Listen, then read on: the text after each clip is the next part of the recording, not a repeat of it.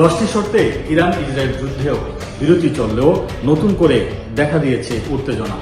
সম্প্রতি লেবাননে ইসরায়েলের হামলায় 254 জন নিহত হওয়ার পর হরমুজ প্রণালী দিয়ে সব ধরনের জাহাজকে প্রবেশ করতে দিচ্ছে না ইরান সরকার। সম্প্রতি বাংলাদেশের বাংলার জাহাজকে প্রবেশে অনুমতি দেয়নি ইরান সরকার।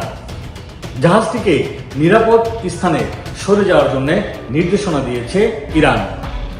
বাংলাদেশের জ্বালানির বড় অংশই আসে এই পথ দিয়ে।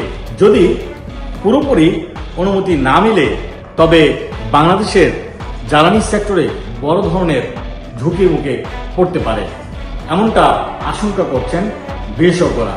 তাদের মতে জ্বালানি সরবরাহ নিশ্চিত না হলে বাংলাদেশের বিদ্যুৎ উৎপাদন থেকে শুরু করে শিল্প খাতে নেমে আসতে পারে বড় ধরনের বিপর্যয়। এমন পরিস্থিতিতে বিশেষজ্ঞরা বলছেন বিকল্প পথ খোঁজা, জ্বালানি সাশ্রয় করা এবং কূটনৈতিক তৎপরতা বাড়াতে হবে বাংলাদেশকে। হরমুজের উপর চাপ মানে বাংলাদেশের জ্বালানি খাতের উপর বড় ধরনের চাপ।